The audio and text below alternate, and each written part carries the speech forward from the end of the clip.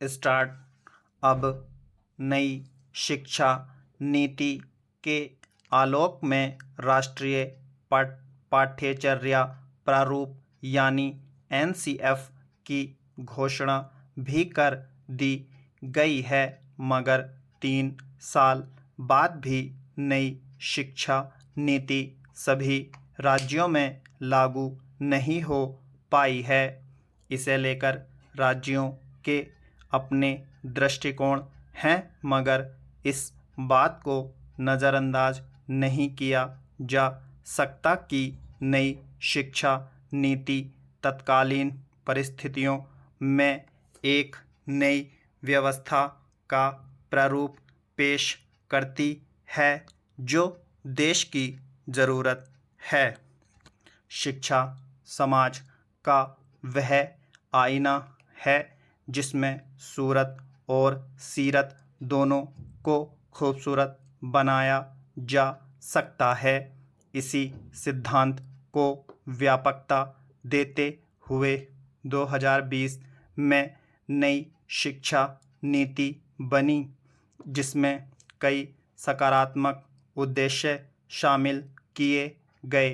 इसका एक बड़ा उद्देश्य 2030 तक प्राथमिक से लेकर माध्यमिक स्तर तक 100% सकल नामांकन अनुपात हासिल करना है। केंद्रीय मंत्रिमंडल की मंजूरी के बाद से ही इसे लागू करने की प्रक्रिया देश भर में शुरू हो गई थी। इस क्रम में कर्नाटक देश का पहला राज्य है जहां नई शिक्षा नीति को लागू किया गया। मध्य प्रदेश दूसरा राज्य है जहां अगस्त 2021 में विद्यालयी और उच्च शिक्षा में इसे लागू करने की बात कही थी। इसके अलावा उत्तर प्रदेश, तेलंगाना, महाराष्ट्र, राजस्थान और असम समेत तमाम राज्य इसे लेकर तैयारी में जुट गए। उत्तराखंड में उच्च शिक्षा में भी शैक्षणिक सत्र 2022-23 से इसकी शुरुआत की गई। हालांकि अब नई शिक्षा नीति के आलोक में राष्ट्रीय पाठ्यचर्या प्रारूप यानी एनसीएफ की घोषणा भी कर दी गई है, मगर 3 साल बाद भी नई शिक्षा नीति सभी राज्यों में लागू नहीं हो पाई है।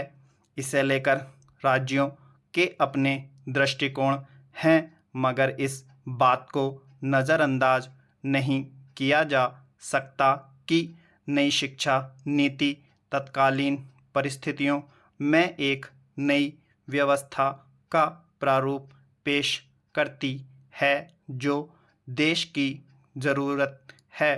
गौरतलब है कि इसके पहले 1986 में शिक्षा नीति लागू की गई थी, जिसमें 1992 में संशोधन किया गया था और तब से वही व्यवस्था अनवरत चली आ रही है। 34 साल बाद देश में एक नया शिक्षा प्रारूप अमल में लाया गया, जिसका मसविदा पूर्व इसरो प्रमुख कस्तूरी रंगन की अध्यक्षता में विशेषज्ञों की एक समिति ने तैयार किया था। नई शिक्षा नीति में स्कूली शिक्षा से लेकर उच्च शिक्षा तक कई परिवर्तन किए गए हैं। नई शिक्षा नीति में कई नए आयाम हैं। भाषा के स्तर पर इसमें उदारता और पाठ्यक्रम की दृष्टि से कहीं अधिक लोचशीलता है।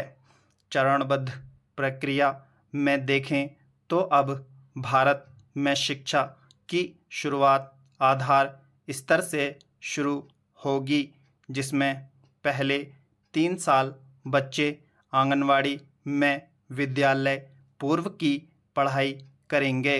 उसके बाद अगले 2 वर्ष यानी कक्षा 1 और 2 के लिए स्कूल जाएंगे, जो नए पाठ्यक्रम के अंतर्गत होगा। यह क्रियाकलाप आधारित शिक्षण होगा। यह पढ़ाई का पहले 5 साल का चरण है। दूसरा चरण 3 वर्षीय प्रिपरेटरी स्टेज का है, जिसमें कक्षा 3 से 5 और 11 वर्ष की आयु के विद्यार्थियों के बच्चों के लिए होगा, जबकि माध्यमिक स्तर की पढ़ाई कक्षा 6 से 8 और उम्र 11 से 14 वर्ष की है। इसके बाद अगला चरण कक्षा 9 से 12वीं तक का है, जिसमें विद्यार्थियों को अपनी रुचि का विषय चुनने की आज़ादी दी गई है।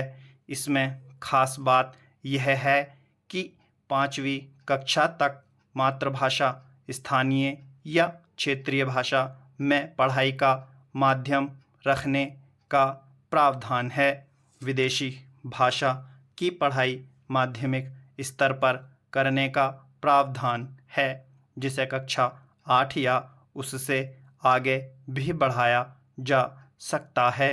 यानी नई शिक्षा नीति में भाषा थोपने की स्थिति नहीं है। उच्च शिक्षा स्तर पर भी कई बदलाव किए गए हैं। डिग्री कार्यक्रम में कई संदर्भ निहित हैं। मसलन जो छात्र शोध में जाना चाहता है, उसे 4 साल का स्नातक और 1 साल का परास्नातक करना होगा। स्टॉप।